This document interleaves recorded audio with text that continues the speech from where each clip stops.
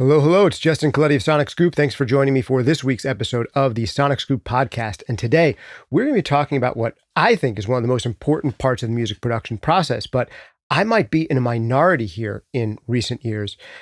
There's probably people out there who are going to say that I'm a dinosaur for even bringing this up. I'm talking about demos. I'm talking about pre-production, producing the record before you produce the record, and why this is the most important ingredient in getting great sounding mixes. You might think that the DAW killed the demo and artists don't need to do them anymore. And while I will admit that if you're in electronic music production or hip hop production, the art of demoing is different than if you're playing live instruments, I think it's still relevant. And I think that the best artists do it in some way, whether or not they even realize it. I'm going to get into that. I'll also give you exceptions to how you can make great records potentially without demos and what some of the caveats and trade-offs are. But we're going to lean hard into this because I've worked on a lot of records in the past, 2024? More than 20 years. I'd have to go back 24, 25 years. No, I probably almost 28 years I've been making records. And the best ones that I've worked on have taken pre-production seriously. And the ones where I worked with artists who are so talented, who are so good, and their projects fizzled out, were often those who didn't take pre-production and demoing as seriously and as comprehensively as they could have.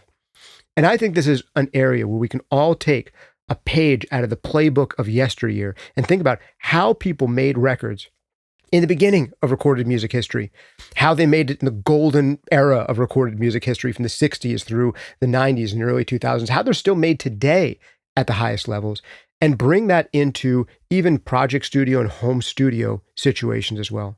There's a tremendous amount to learn here. I want to start it off really quick with a story.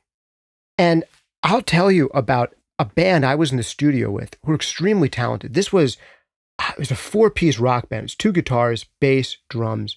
And they had such inventive guitar lines. And there was a separate vocalist, so the guitarist could kind of go to town. And this was I felt like it was a modern version of Thin Lizzy that didn't sound anything like Thin Lizzy. It's like if Thin Lizzy were made of hipsters that weren't inspired by Thin Lizzy. You know what I'm saying? But these guys were so good. And the first time they went into the studio was with me early on, towards the beginning of my career. And we spent, I want to say, a week in the studio making a record together, the way that you're supposed to make a record. You've rehearsed these songs together as a band. Maybe you've even recorded them once. You come into the studio and you lay down basic tracks, and then you lay down your overdubs, and then you lay down your vocal, and then you spend the next week or more mixing the thing. And at the end of this process, these guys who were so good were so much better than when they started. And all of us, I remember sitting there in the mixing stage, getting to the end of the mix, we were fairly happy with how things were. But every single person in that room had this epiphany together of oh man, imagine if we were just starting to make this record today, how much better it would come out. How much better we know these songs, and not just know the songs, know our parts, but know the emotion of the song, know what we're supposed to be conveying, knowing in a way that's hard to articulate, which sub beats we're supposed to be emphasizing in each of our instruments, really recognizing for the first time what the other guys in the band are playing in great detail and learning how to play off of it in a way that they hadn't before. Understanding things better about the ideal tempos for songs, the ideal keys for songs, realizing after the vocal tracking process, man, if we had rewritten that song a whole step down, that would have been way better for the singer and for everybody. If we had tried that song 4 BPM slower, would have been way better as soon as the vocal goes down. Realizing all of those things, knowing that they still could be done, and if we had the time and budget left for it, we could have done it right then and there. We could have, should have, would have been excited to be all right, let's do it again. That was the warm-up. Now let's record it for real. And that's what the demoing process is supposed to be. That's what pre-production in making records should be. And you're always going to make your best records if you make the record before you make the record. Now, you're probably already doing this to some degree, many of you. And some of you aren't doing this at all. Some of you are just piecemealing things together inside the DAW, and that becomes the final song. And that can work to some degree in hip hop and electronic music production, where you're creating the song in the DAW. But that's not the only way to do hip hop or electronic music production. And as we get further along, as I've made this idea clear through the examples of artists who are in a room playing instruments together or even individually, once we've made it clear through that lens, then I'll give you a lens of how this actually applies to electronic music production and to hip hop music production, and how you can take lessons from this into those worlds as well. It's a different lens through which to look at that style of production, which we'll also get into. All right, I think there's going to be a lot of insights in this one. I'm going to tell you the things that I wish I knew 20 and 30 years ago, and I wished I could have forced upon more of the young artists who I worked with towards the beginning. Because, man, this stuff could have changed lives then, and it could change lives now, and it changes lives and the outcomes of records every day. Before we get into it, I just have to give the briefest of shout outs to our sponsors. The most important sponsor is always being you. How do you sponsor this podcast? Make sure to hit like, subscribe. If you're on one of the audio-only versions like Spotify, like Apple Podcast, consider giving us a 5-star rating and review. It really does help. Another great way to sponsor this, become a member of the SonicScoop YouTube channel. If you're here on YouTube, it's $5 a month. We've got a whole bunch of members in here right now. Hey, Mark Gentry. Hey, Skeleton Pete. Hey, Isomatic. Hey, Benj. Hey, Jordan. Hey, Jedediah, who's a new member here. And we just had someone join. Mergen. Great to have you here. So, if you become a member of this channel for just $5 a month, it's ridiculously cheap price. It's not going to be $5 a month forever. What you get is access to Q&A sessions with me and mixed feedback sessions with me, and all the members of the SonicScoop YouTube channel, where we can give you concrete advice on exactly what's going on in your mixes and exactly what you can improve, what your lowest hanging fruit is. And you get to hear your mixes compared to some of the best mixes in your style, and really start to hear what the differences are between your work and the work of other great sounding records in your style, in a situation where you're getting incredible constructive criticism and incredible constructive feedback from myself and the other members of the channel. All right. Other things you can do is sponsor yourself. The biggest and best way to sponsor yourself is absolutely to check out one of the great full-length courses like Mixing Breakthroughs. I always go to the wrong side first. Mixing Breakthroughs, Mastering Demystified, Compression Breakthroughs, EQ Breakthroughs, all of them come with a 30-day money-back guarantee. Just a tiny bit more spiel, and then we'll get into the rest of the free content. But if you want something that is paid, the free stuff is totally unscripted. I fly by the seat of my pants and try to dump like decades worth of experience in this stuff into 30 minutes to an hour. But if you want something that is orchestrated from the ground up to be like the ideal way to learn the most in the fastest time possible, you got to check out the courses. And the one to start with, if you haven't tried it out, is Mixing Breakthroughs. It is a whole system for mixing. It will teach you to mix faster, more creatively, with more confidence than ever before, guaranteed, or your money back. If you're really confused about how to use compression, check out Compression Breakthroughs. It will change the way you hear compression forever, for the better, and so on. Go over to mixingbreakthroughs.com. Get started over there. Big shout out and thanks also to Soundtoys, making some of my favorite creative mixing effects in the known universe. Try out anything they make for free for 30 days over at soundtoys.com. Also, big shout out and thanks to Baby Audio. These guys are actually giving a 15% discount to anyone on the SonicScoop channel. Go over to babyaud.io/SonicScoop. That's babyaud.io/SonicScoop, and enter the code SCOOP15 at checkout. That is SCOOP15 at checkout. They've got amazing plugins that every one of them is like uniquely made to offer something that pretty much no other plugin company is doing, from totally radical vocal reshaping like their humanoid plugin to incredible types of saturation, compression, delay. You got to check them out over at babyaud.io. That's Baby Audio. All right, last quick shout out is to Soundtoys. We just gave away one of their interfaces. Yes, someone really did win. Not one, we actually gave away 3 of these Focusrite Scarlett interfaces. We give out stuff regularly over at sonicscoop.com/contest. All right, back into the meat and potatoes of this. Now, for you people who said, man, 9 minutes and you didn't get to the point yet, I got to the point in the beginning. You started with a point. If all that you got away from this video is you spent 4 or 5 minutes listening to me say, you have to demo and it will change your life, and you have to demo more deeply than you are now, and then you go do that, man, that's worth $1 million there, literally. That said, this is free. We want this to be worth $1 billion. So we're going to keep on going and go deeper into this concept. I've run into this exact same situation many times. I told you one story. I could have told that story with a million different bands. There's a band, I remember we went to a lake house together to make a record. We brought in the whole rig and we set it up. And this band, again, spent a whole week there recording. And again, when we got to the mixing process, everyone really had the same realization of, oh, how much better we are at playing these songs now than when we started. How much more emotionally connected to them we are, how much more we can make an emotional performance out of them and not just focus on getting the parts right. There was something I would hear early on in my days of working with bands that I would hear again and again, like, yeah, we just want to get into the studio and record real quick. Like, whoa, record real quick. What do you mean?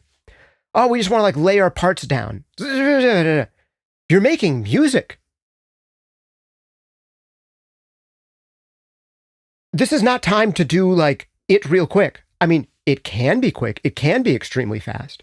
But if you're coming to it with this piecemeal construction process of, oh, we just need to lay down the drums. Oh, we just need to lay down the bass. We just need to get our guitar parts. No. You need to do no such thing. You need to create a sonic picture for people that's endlessly fascinating to listen to. That's one way. Or you need to capture a performance, a great performance of people who deeply understand the material. They know this stuff so well that they can't get it wrong. They can only get it different. And today we're going to capture this week's version of the performance of this. I mean, imagine this. Imagine, you might know the song Amazing Grace, right? You could probably sing the song Amazing Grace if you've ever heard it before. I'm just picking this off the top of my head because it's a song that I think most people know. You can probably sing through like the first part of the first verse, right?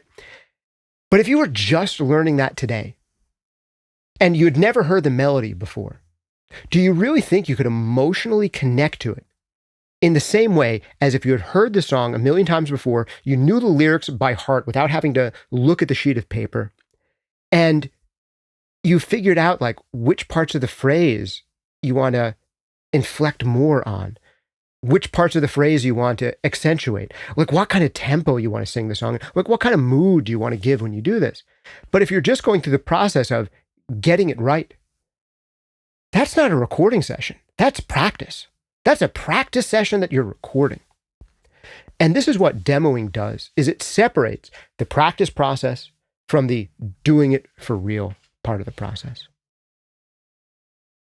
Now, there's several different types of demos, and I want to walk you through the different types of demos because each one serves a different purpose, and a lot of you may be doing some of them, and then we'll talk about demoing in the electronic context.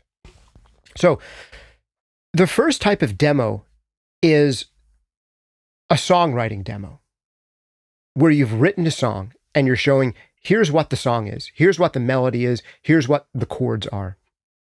This kind of demo can be extremely useful for a couple of reasons. It can be useful to teach other band members or other collaborators what the song is so that you have a sketch of it. It can be useful for you to either pitch this song to people like, hey, maybe here's a song idea I have. Maybe we can do this one together in our next collaboration, whether that's on a record or on YouTube or wherever you're doing it. It can also be a great tool for taking to a producer. And there's a lot of great producers out there who work with new artists, and they'll take a song that a new artist has written and said, I'll produce that for you. I'll take that song, you give me the bare bones structure of it, we'll talk about what kinds of sounds we're interested in, and I'll produce this thing from the ground up for you, and you just need to sing on top of it. And they're kind of going through that pre-production process. There's these multi-instrumentalist producers who will provide that as a service, and they can often help make aspiring songwriters and aspiring artists great sounding productions long before those people would otherwise be able to make great sounding productions. So that is one secret hack to making better sounding recordings at home, is don't do them at home and hire someone who's done them a bunch of times in their own space and collaborate with them and use their decades worth of experience to enhance what you're doing. I mean, that's one secret hack. And people might say, I can't afford to do that. Well, how much did you spend on all of your plugins and your interface and your microphones, and you're chasing this one piece of gear after another, and you haven't gotten one amazingly produced track out of it yet? And maybe you've spent $500, $1,000, $2,000, $4,000 on your studio setup before, and you haven't gotten one great sounding song out of it yet?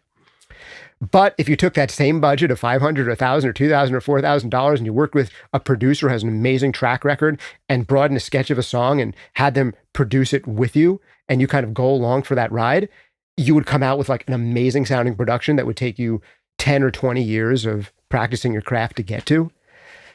That's a hack. That's a potential way of making great sounding music that you shouldn't be able to make yet, is using the expertise of others. This should be obvious, but this isn't the first thing that we think of.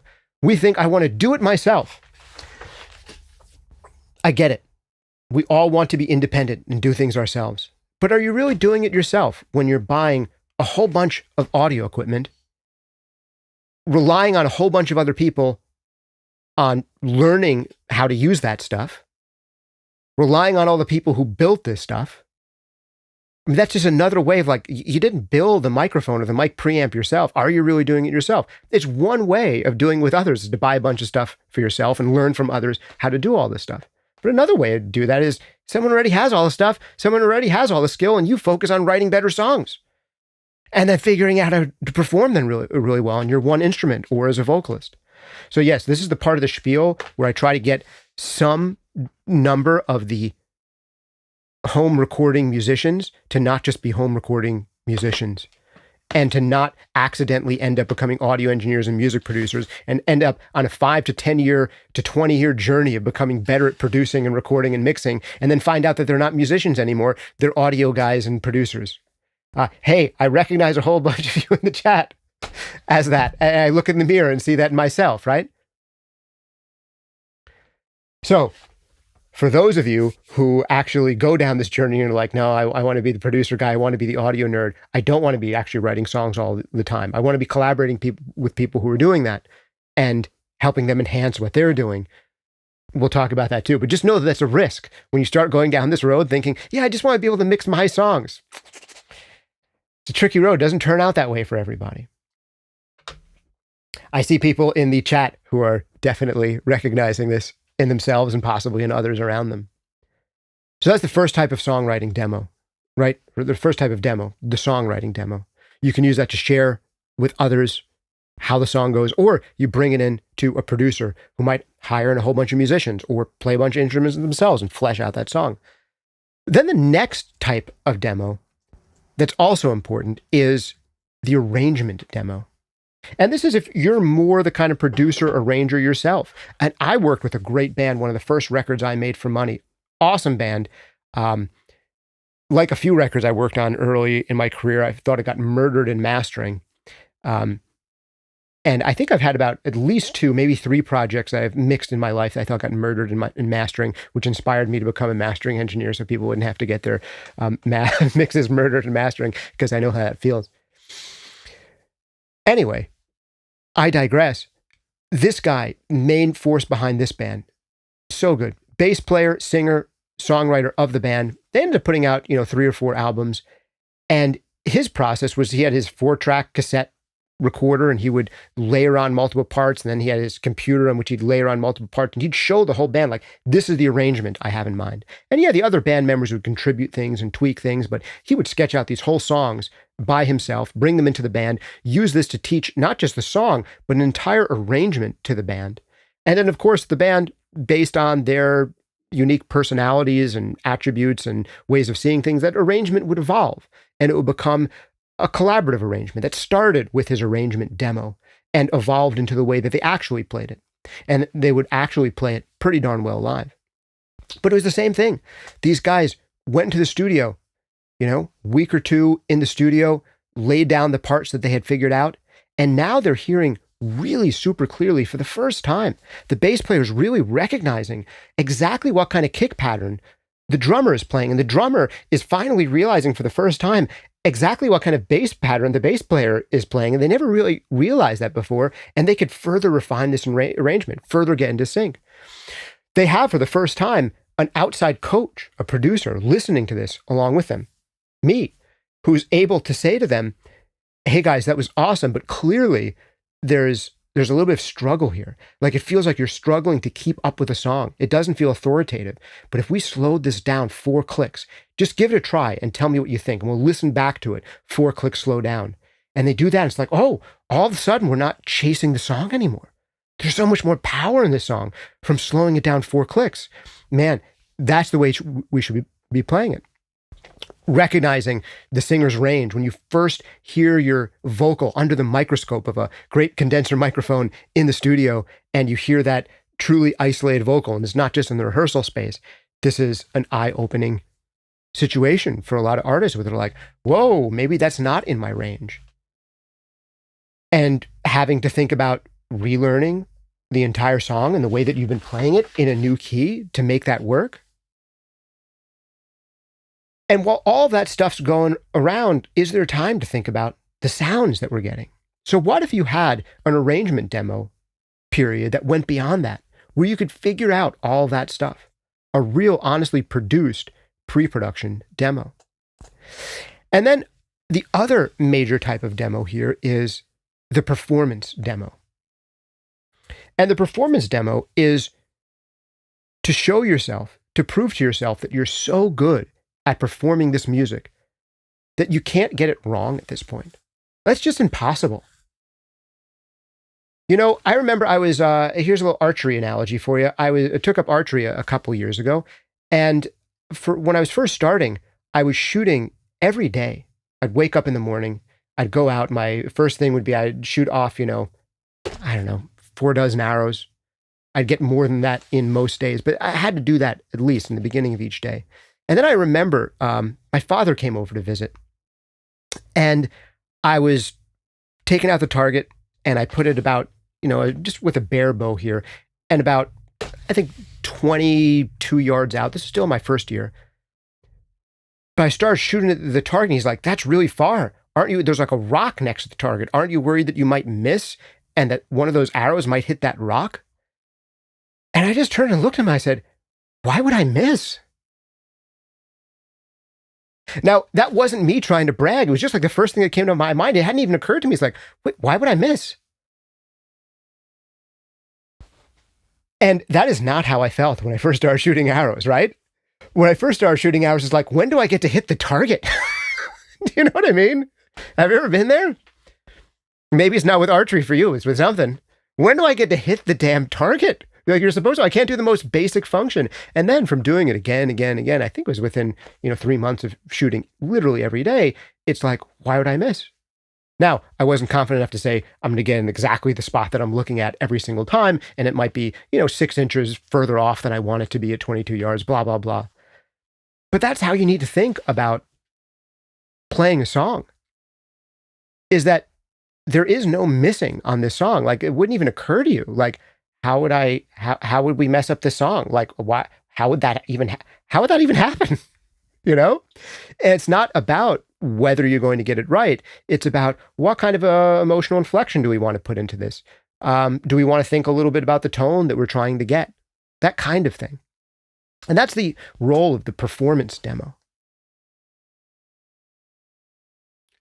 Man, I remember the first time I heard or saw a YouTube video of Black Sabbath playing through, I can't remember if it was their first or second album, but they're all 23 years old or whatever, annoyingly young to be that good.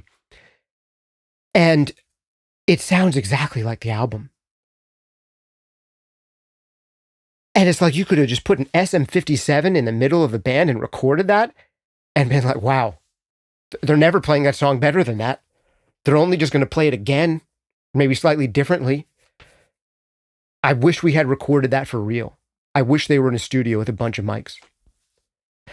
But you get that good by going through the process of hearing your stuff under a microscope. Now, why am I harping on this live music stuff and this whole outdated concept of 4 people playing in a room together?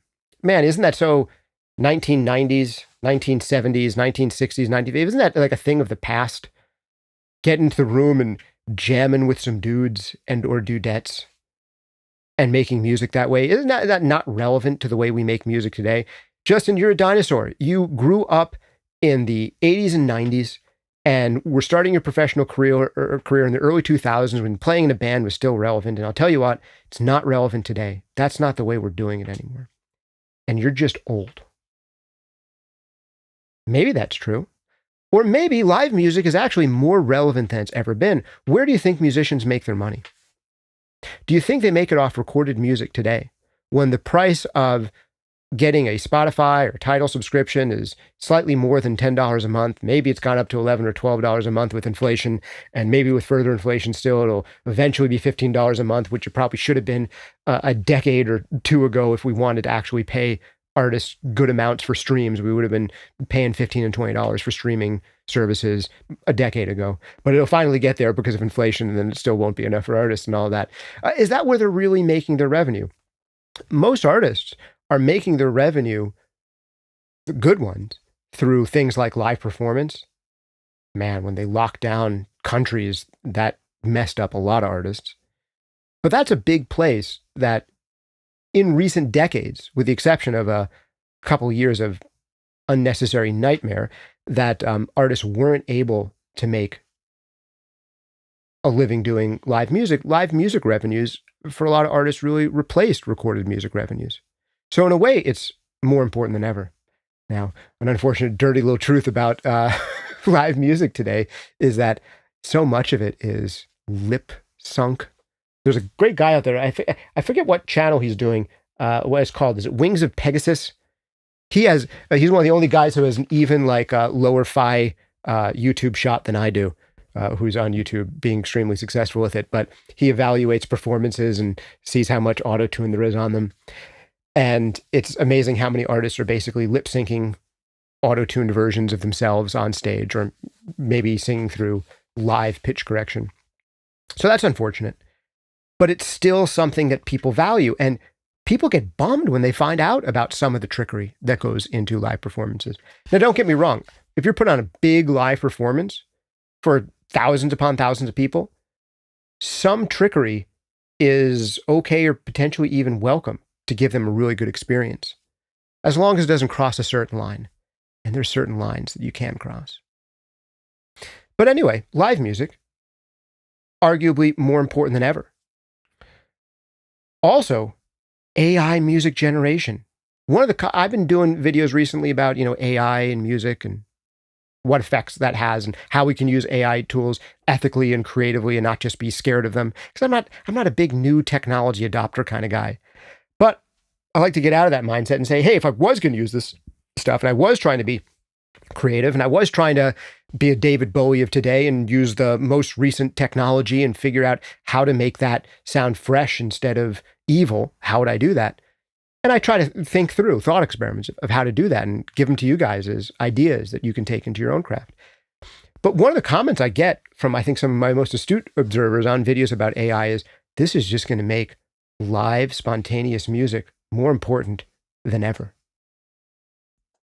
And I think that that's something that we've seen a lot in YouTube videos. I mean, there are some YouTube channels where they have super heavily produced music, but some of the most successful YouTube channels in making music do it so organically. One of my friends who I've mastered a few records for, his name is Josh Turner. Look up the YouTube channel, Josh Turner Guitar. He started covering songs years ago and doing one new cover per week. And then he started doing his own originals off of that audience.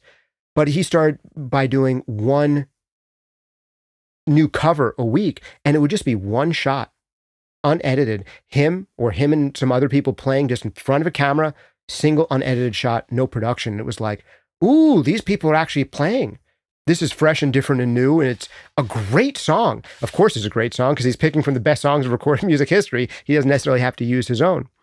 And then from covering for years great songs, he learned how to be a great songwriter. I mean, one great way to learn how to be a great songwriter is to write songs again, and that is a great way. But another way is to first study deeply and get inside your bones the songs of others. Understand their structure and what's going on there, and then off of that vocabulary that you've built, write songs again, having first set the foundation with understanding what great songs are really like. But he's not the only example, and it becomes perverse because there are channels that do exactly the opposite. I was really bummed out because I was trying to learn to sing the song Ave Maria in Latin. Beautiful piece of music. And I was looking up different performances of it, and I saw this one group these 4 black dudes who were doing it in a style that was, I don't know exactly what you'd call it, but it was not quite like kind of barbershop, but kind of more modern barbershop, but not all the way to like Boys to Men harmony, like somewhere like in between these eras of, you know, not quite into 90s R&B, but not quite, you know, 1950s arrangements. Like it was right in between there. Gorgeous arrangement of the song for 4 voices. They did a killer job. And they were all around one single point camera doing this take live. And I'm like, wow, these guys are great. Oh, the harmonies are so rich and detailed. They're doing this stairwell. The acoustics are beautiful. And then I'm looking at them. I'm like, no, that bass voice is too clear and too forward and too present. Oh, wait a second. They're lip syncing to themselves, making it look like they are doing this song in a stairwell, live in one take in front of one camera, when it's actually produced multiple takes. And at one point I heard an edit in one of the voices, not an edit where you hear like an edit mark, but where you hear that there wasn't enough time to take the breath, you know, that kind of edit. And I was like, no, they're faking us out. They're trying to give us fake authenticity. That's how much people desire authenticity. And on their channel, I won't call them out because I'm kind of bashing them for this. I think they're incredibly talented guys, but on their channel, that's one of their most popular videos. And some of their other most popular videos are these fake authentic videos where it's made to look like we're just around one microphone doing it live, raw take. It's even in black and white without great lighting. And there's other videos. Again, this Wings of Pegasus guy who I've seen a few times now on the YouTubes. I've seen him do videos of people who are now doing this on Instagram and TikTok, where they, one of them is sitting on a kitchen counter and a couple people are just standing around them and they're singing their guts out. But then he, you know, runs it through the auto-tune, like the pitch tracker, and is like, oh, all of this has been auto-tuned. All of this is them lip syncing to themselves. Here's one of a girl strumming an acoustic guitar on her couch. And here we can see that this has been pitch corrected. So people hunger for this authenticity. And if you can fool people, it works. But when people find out that it's fake authentic, they get bummed. They get annoyed. And wouldn't you feel better if you could really do that? If you could really just do a performance where like, I'm happy with it no matter what. That is today's performance of the song.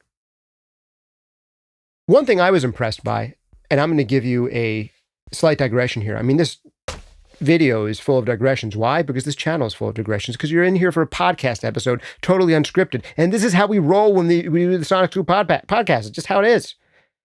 I didn't even edit that out. I said popcast or something instead of podcast. See? Totally live. Now, does this get less views than if I totally edited the thing down and made all of my points in 7 to 10 minutes with a bunch of flashy edits? Man, would that video do better on YouTube? Absolutely, 100%. But if you want to get there, if you want to actually create something, like if I wanted to create, here's another analogy for you, a YouTube video that I know could get 10 times as many views as this one is going to get. I could spend 10 times as much time on it. And I could sit down and script the thing out in advance, add a whole bunch of edits to it. But this is only going to happen if I were to pre-produce this video, like really meaningfully pre-produce this video.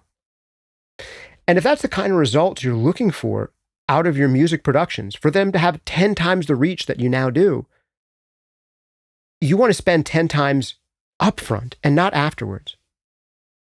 And I could never make this video topic that we're doing right now get 10 times the views later on by trying to fix it in post, by just editing this down to make it tighter, by just taking this video that I've done for you and then afterwards trying to think of a great thumbnail and a great title for it.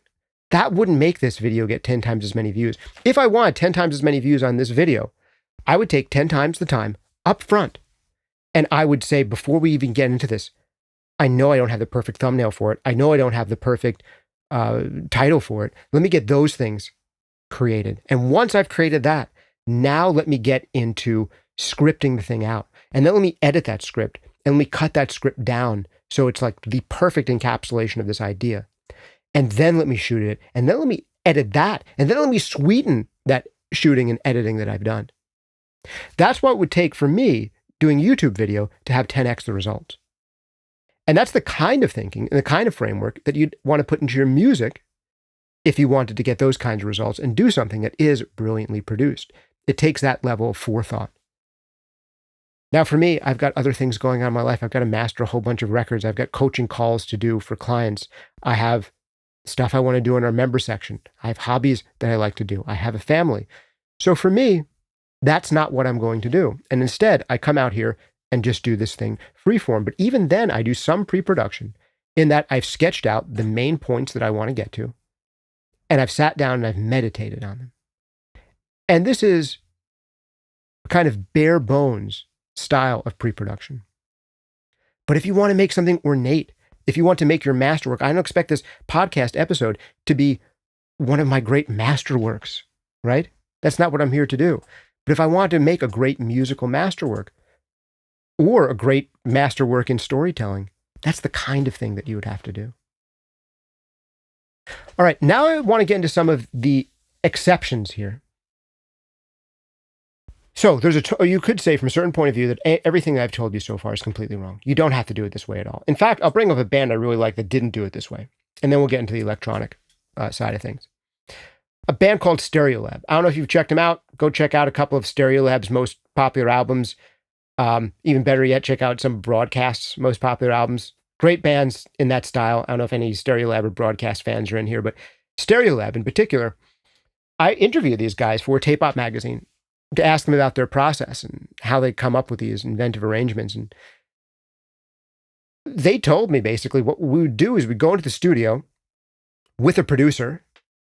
In some cases, I think did they work with John Bryan on one record where it's like, yeah, we just laid down way too much stuff, way more stuff than you would ever lay down. We didn't like even have the songs to begin with. We had like one or two parts fleshed out, like, hey, this is a cool vamp. Let's make a song around it. And then they would just layer part upon part upon part on top of it and create loops on top of the loops. And they'd have like 10, 20 different loops stacked on top of each other. Almost the way that people make music in a beatbox, right? Where they're looping a section and creating more and more loops on top of that section.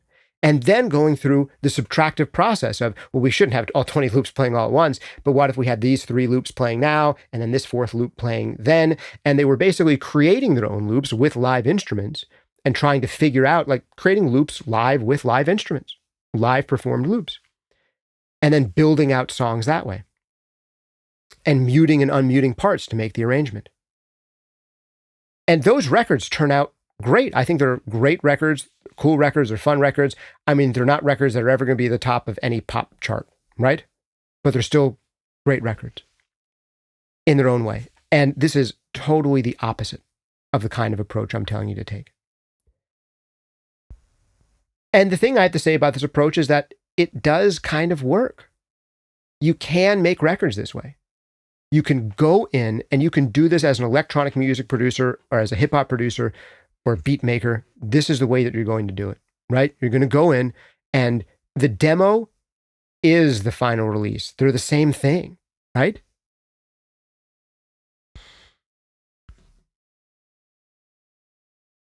But they don't have to be the same thing. The great thing about making the demo into the final release is that you work on one piece of music and then you're done with it and it's gone. And maybe you spend all day on creating one song. And these are the things you have to get in place for this approach to work, is that you're spending like a full day on one song. And maybe more than a full day. Maybe you're coming back to the next day. Maybe you're spending 2 or 3 days building up the arrangement to a song and spending 2 or 3 days tearing down that arrangement. And maybe if you get really, really good at it, you can do that all within one day of building up an entire arrangement in one day and then tearing it down in one day and doing it really spontaneously. What I think you won't usually get out of that process is great enduring songs. Out of that process, you will rarely get an enduring song that's going to be remembered for generations and covered by other people, and that people go home humming to themselves. I mean, people who like Stereolab, people who like broadcast, not many people do Stereolab covers or broadcast covers or like a particular song. They like a particular album. Like they like this era of sounds that they were playing around with. And it's rare that great songs that live on for generations come out of that. And if you look at a lot of EDM often has this kind of expiration date. It's about a certain era and getting the sound of a certain era and being in sync with others who are looking for a certain kind of sound. But rarely are we getting enduring EDM songs that are covered by artists from other genres, right? That rarely happens. So if one of your big interests is songs and then creating arrangements and productions that really make those songs speak, then the beat making perspective is not the best way to get them. However, this does not mean that beat making is a lesser art form than songwriting. It's a different art form. So that's one thing. Another thing, though, is if you're going to do,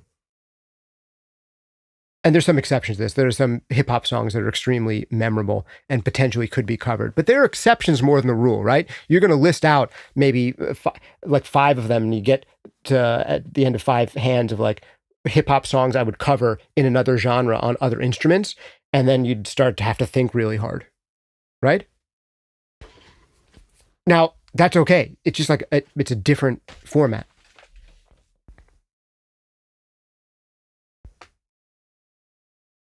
So how to bring this process into hip hop production and into electronic music production. And this is also going to give us additional insights of how to bring this kind of process into popular music production and rock music production. And that is one of the most useful ways that I found for electronic artists to go through a pre-production process is to do a coaching call. Like I get coaching calls with clients regularly. Usually I'm doing mixed coaching calls. And often from my best mixed coaching call clients, I'm telling them just things about the mix because the arrangement's spot on, the songwriting's spot on, and we really are just talking about the mix. Like, hey, you could probably add a little bit more attack to the kick drum, and your snare is a little quiet, and your vocal, maybe you could use a little bit more compression. But I see you're worried about over compressing, and we could look about doing multiband compression just in this one area. And we can talk about that kind of stuff on a mix coaching call and get that granular. But on some of my other clients, it's not just about mix coaching. It's about mix and arrangement coaching. Because great mixes come from great arrangements. And then it's not just about arrangement, it's often about performance. So on the clients who need the most help, it's like we're also talking about arrangement, we're also talking about performance, and we're also talking about, hey, some of these lessons we're going to learn today on the song are lessons that you can take to future songs. Or if you ever wanted to do this song again. And then ask that question, does this song deserve the treatment of doing it again? Maybe it's such a great song from a songwriting perspective, the lyrics are dialed in, the song structure is dialed in, or with a couple of tweaks, it could be dialed in. And does it deserve to be done all again? Or are we just going to try to do the best with the mix that we have and then move on? Now, what I found with some of my electronic music clients and hip hop clients, when I do coaching calls with them, is that often some of the arrangement things will be there, especially people who are starting to learn electronic music production. They're starting to get good at it. They're starting to make tracks that sound impactful, but then they compare them to their favorite releases in the style, and they're like, Justin is just not holding up. What do I do?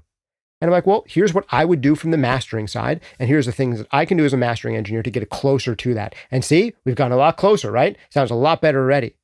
But here are the things I can't do as a mastering engineer that you could do in the mix. And this is all just mix stuff. This is post-production. You could say, here's stuff that you could do in the mix that I can't go in and granularly do in mastering. And that'll get you closer to the kind of vision you have and standing up to your favorite releases in this style. But then there's something even before this. The reason they have that kind of groove and you don't is because listen to what's happening in the instrumentation. Listen to how these things are falling on the beat. Do you hear like where your snare is falling on the beat compared to where there is? And what's giving them their rhythmic feel is that it's slightly ahead of the beat or slightly behind the beat, or they have this quarter note pattern happening in their ride cymbal or in a side stick that you don't have happening. And that's what's giving it that forward momentum that you would love to have in the section. Thing you're not cluing into is that there's this steady quarter note pattern that's happening in this section that you don't have in there. And that's the forward propulsion you say you're missing is coming from that. And we can talk about that kind of stuff. And I've had some electronic artists do that kind of thing with me. And then they go and they remix their song. I had one artist, he called me up, he brought me this remix of a big artist in his country. He did a great job on the remix, but there were some things I think he could have improved to have the kind of impact he wanted. So I gave him some notes on it, and he remixed his own remix based on those notes. So he didn't see like, hey, just the ideas that I came up with the day I was making the track, those are the final ideas. Like he was willing to use his initial stab at the remix as his pre-production pass for his final stab at the remix. So that's a way that you could take this kind of thinking into electronic music production and to beat making, is to think about it more like a written draft and then a final draft. So most of you listening to this have probably gone to school. Maybe some of you are homeschooled, but if you are homeschooled, you'll probably even still know this as well as anyone else who ever learns essay writing, is that teachers are often encouraging you to write a first draft and then revise, and then you have a second draft, and then you edit your second draft and turn it into your final. Well, one of the reasons that the DAW makes it so we don't need demos anymore is the DAW is just like a word processor, man. Well, if it's just like a word processor, then why don't you use it like a word processor and do what people do with word processors? Do what word processors were invented to help do, and that is edit and revise drafts.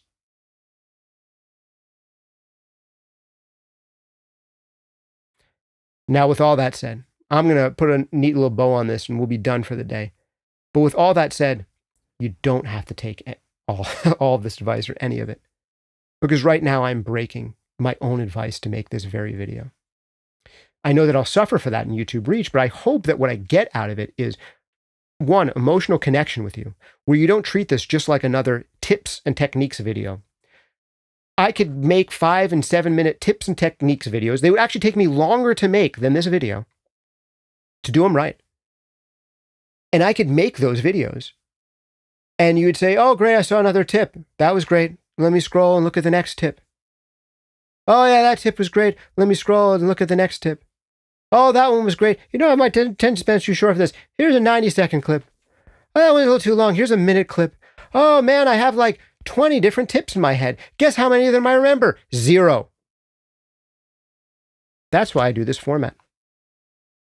I also do this format because I want to connect with people who have longer attention spans, because I have courses like Mixing Breakthroughs, Mastering Demystified Compression Breakthroughs that are like 8 hours long. Now, you don't have to get through 8 hours of mixing breakthroughs to change the way that you work forever for the better. You can get through the first module, and just going through that first module, you will change the way you work forever for the better. You go through the first 90 minutes of compression breakthroughs, you will be able to hear compression in a way that you have never heard it before.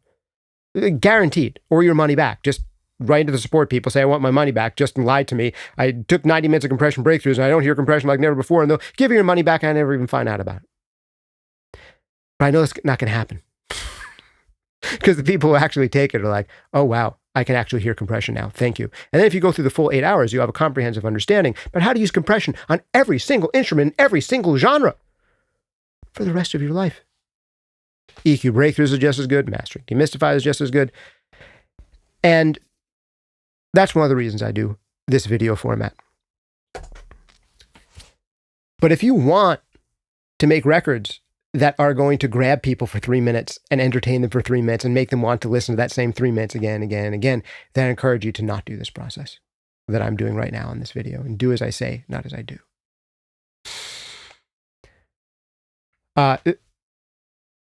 Just for some credibility here, the first video I ever did was a 7-minute short tips video that I planned in advance and then edited significantly, and it has like 500,000 views on it. So I can also do that. I just choose not to, at least not all the time. All right. Also, big shout out to you for being here. Let me know if any of this comports with your experience. I'm going to read through all of your chats after this so that I can catch up on all of them. If you want me to respond to your chats in real time, Tanner and Jedediah and Jordan and Benj and Isomatic and Rob and Rick Slater. Oh, so good to see you guys. Mark Gentry, Skeleton Pete. Become members like these guys, and you get access to the Q&A sessions, free Q&A sessions. Not few, well, I mean, they're free for members. They're free with membership. That's a weird thing to say. If you're a member, you get access to Q&A sessions, okay? And for $5 a month, I will answer every single question you give me, and no matter how long it takes. Also, we get the mix feedback sessions, which are extremely useful. You get to hear your mixes, hear them compared to great work in your style, and listen for the differences and try to figure out what we can do to take your mixes from where they are to the next level. But the best thing to do, of course, is the courses. They will change your life, guaranteed. The before and afters I get out of these are just amazing. You can also book me for mastering. It's another great way to support this channel. You can also book me for coaching calls. That's another great way to support this channel. And you can also check out one of great sponsors like Soundtoys, making some of my favorite creative mixing effects in the known universe. Try out anything they make for free at Soundtoys for 30 days at soundtoys.com. Some of my favorite creative mixing effects out there. Also, Baby Audio. Check them out, babyaud.io/SonicScoop. That's babyaud.io/SonicScoop. They have some of the most inventive, interesting, and original take on plugin effects out there. The bundles from both these companies are just some of the most creative stuff that is available.